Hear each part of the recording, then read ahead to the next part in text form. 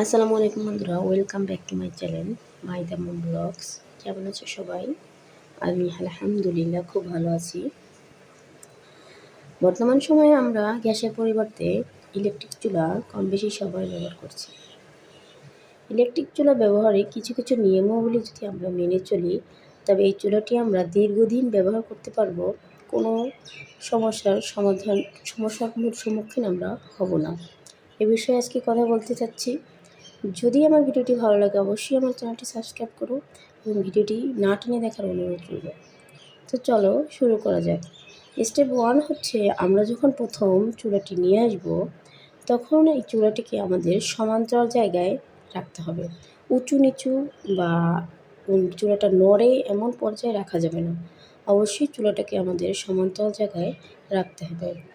Step number 2, আমাদের এটা একটা প্লাগ থাকে, এই প্লাগটাকে অবশ্যই কখনোই লুজ কানেকশনে লাগানো যাবে না। আমাদের এই চুলাগুলো হাই ভোল্টেজের লাগে, এজন্য হাই ভোল্টেজ সম্পন্ন সকেটে আমাদের এটাকে লাগাতে হবে। যদি আমাদের না থাকে তাহলে আমরা একটা মাল্টিপ্লাগ হাই ভোল্টেজের বানিয়ে নিতে পারি, এরকম নিতে হবে। তো বন্ধুরা, এটা যদি লুজ কানেকশন হয় তাহলে চুলা নষ্ট হওয়ার সম্ভাবনা অনেক বেশি থাকে। অতএব কখনই লুজ কানেকশনে এটা লাগানো যাবে না, এদিকে আমাদেরকে অবশ্যই খেয়াল রাখতে হবে।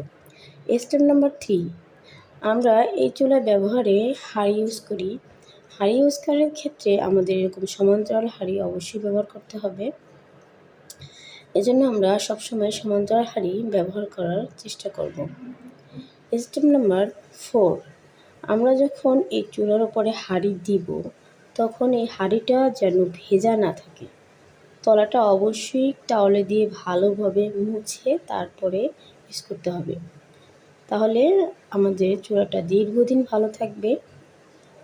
স্টেপ নাম্বার 5 আমি বলছি তোমাদের। স্টেপ নাম্বার 5 হচ্ছে, আমরা যখন চুলাটাকে রাখবো তখন চুলার চারপাশটা ফাঁকা রাখবো।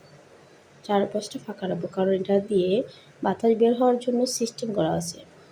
এজন্য এই চুলাটা যেন অটোমেটিক নিজের স্বাচ্ছন্দ্য মতো বাতাস বের করতে পারে, অবশ্যই সেদিকে খেয়াল রাখবো।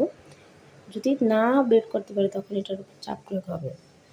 এই জন্য আমরা চেষ্টা করবো এর চারপাশটা এরকম ফাঁকা রাখতে, তাহলে আমাদের চুলাটা ভালো থাকবে আর এটা নিজের মতন করে হাওয়াটা বের করতে পারবে, গরম হাওয়াটা। তাই তোমাদের এই জিনিসটা অবশ্যই খেয়াল রাখতে হবে। তো বন্ধুরা, আমার ভিডিওটি যদি ভালো লাগে অবশ্যই লাইক কমেন্ট শেয়ার করো প্লিজ।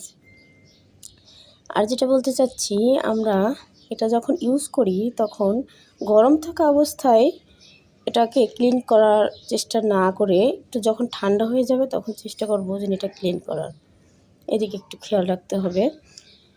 আরেকটা কথা হচ্ছে স্টেপ 6, এখানে লেখা আছে the surface place it is hot after cooking, please don't touch with your hand. আমরা যখন এটাকে অন করব বা ইউজ করব তখন আমরা চেষ্টা করব মাঝখানের অংশটাকে হাত না দিতে। এমনিতে চারপাশে হাত দিয়ে সমস্যা নেই, কিন্তু মাঝখানের অংশটাকে হাত দিব না, এটা মনে রাখবো। স্টেপ নাম্বার 7, এটা দেখো একটা ফ্যান আছে। এই ফ্যানটা আমরা দীর্ঘদিন ব্যবহার করতে করতে এখানে ময়লা জমে যায়। এখানে তোমার ময়লা জমে যদি না থাকে সেদিকে খেয়াল রাখতে হবে। এটা ময়লা জমে থাকলে তোমার ফ্যানটা বন্ধ হয়ে যাবে ও ভালোভাবে বাতাসটা বের করতে পারবে না, তোমার চুলাটার সম্ভাবনা বেশি থাকবে সমস্যা হওয়ার। এজন্য অবশ্যই চুলাটার এই ফ্যানটা সব সময় পরিষ্কার রাখার চেষ্টা করতে হবে।